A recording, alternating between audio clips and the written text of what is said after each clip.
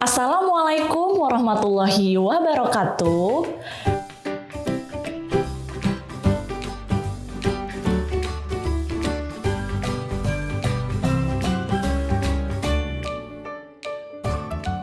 Kembali lagi dengan Ibu Siti Mardiana untuk belajar pelajaran bahasa Indonesia.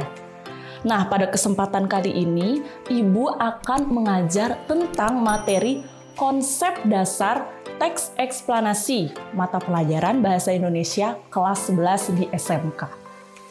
Nah, namun sebelum kita mulai pembelajaran kita, mari kita membaca basmalah bersama-sama.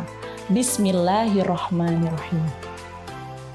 Nah, kalian pernah dengar tidak apa itu teks eksplanasi? Nah, teks eksplanasi itu adalah teks yang menjelaskan rangkaian atau proses terjadinya peristiwa. Nah, peristiwa-peristiwa apa sajakah itu?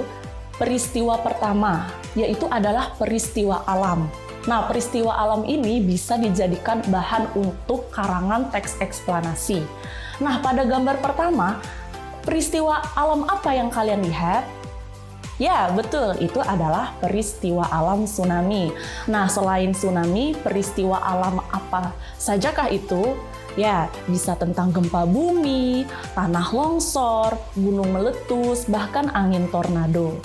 Nah, untuk peristiwa kedua, yaitu adalah peristiwa yang berisi ilmu pengetahuan.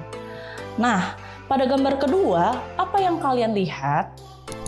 Ya, ada seorang astronot yang sedang di luar angkasa.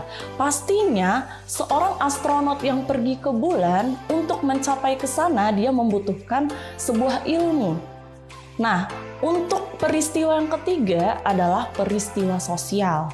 Nah, pada gambar ketiga kita melihat ada sekumpulan mahasiswa yang sedang berdemo. Nah, apa yang membuat para mahasiswa itu berdemo? Ya, pastinya ada ketidakpuasan dari masyarakat terhadap kebijakan pemerintah. Nah, hal tersebut itu termasuk ke dalam sebuah peristiwa sosial. Nah, peristiwa yang terakhir ini adalah peristiwa budaya.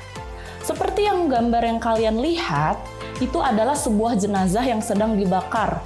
Nah, itu merupakan sebuah tradisi dari daerah Bali yang sering kali disebut dengan ngaben. Nah, ngaben ini dikatakan sebagai salah satu bentuk ketulusan keluarga terhadap saudaranya yang telah berpulang. Nah, dari peristiwa-peristiwa yang sudah Ibu sebutkan itu, ya, kita menjelaskan tentang sebab akibatnya. Kenapa sih peristiwa itu bisa terjadi? Nah, sebab akibat dalam peristiwa itu akan menguak fakta-fakta. Nah, selain itu, fakta juga dapat dijawab melalui pertanyaan mengapa dan bagaimana. Contoh, mengapa tsunami bisa terjadi? Bagaimana korban bencana tsunami tahun 2004 saat ini?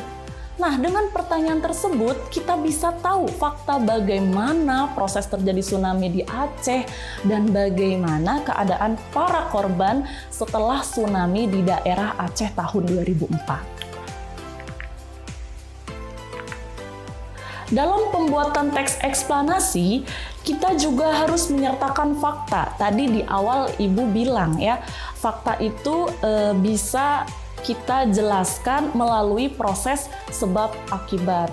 Nah, sebagai penulis kita juga boleh nih memberikan pendapat kita terhadap objek yang sedang dibahas. Namun juga harus didukung dengan argumen yang logis dan relevan yang berdasarkan fakta juga. Nah, di sini Ibu akan menjelaskan perbedaan fakta dengan opini. Nah, fakta sendiri memiliki definisi sesuatu yang sudah tentu benar karena berdasarkan kenyataan. Nah, sedangkan opini adalah sesuatu yang kebenarannya masih dipertanyakan karena lahir dari pendapat atau buah pikir seseorang. Nah, di sini Ibu memiliki dua kalimat agar kalian bisa membedakan mana kalimat yang bermakna fakta dan mana kalimat yang bermakna opini. Baik, Ibu akan sebutkan ya. Kalimat yang pertama bunyinya seperti ini. Andi dinobatkan menjadi juara pertama karena suaranya sangat merdu. Dan kalimat 2, Andi memiliki suara sangat merdu.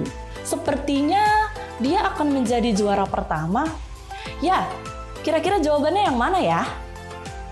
Jawabannya adalah kalimat yang pertama.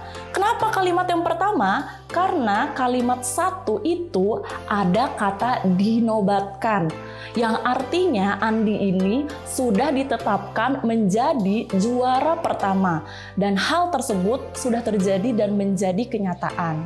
Sedangkan pada kalimat nomor 2, di situ kalian bisa lihat ada kata sepertinya, yang artinya pernyataan tersebut masih berupa perkiraan atau pendapat pribadi seseorang, karena Andi belum dinobatkan menjadi juara pertama. Nah, di sini selanjutnya yang terakhir Ibu akan menjelaskan ciri-ciri dari teks eksplanasi. Di sini ada 4 ciri-ciri. Yang pertama itu adalah ilmiah, ya. Maksudnya ilmiah di sini peristiwa yang dijelaskan dalam karangan teks eksplanasi itu berisi pengetahuan berupa fakta, realita, teori, dan penelitian.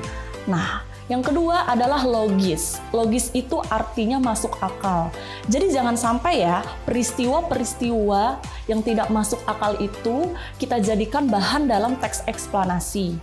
Contoh misalnya kita akan menjadikan objek sapi ya untuk sebuah bahan dalam teks eksplanasi.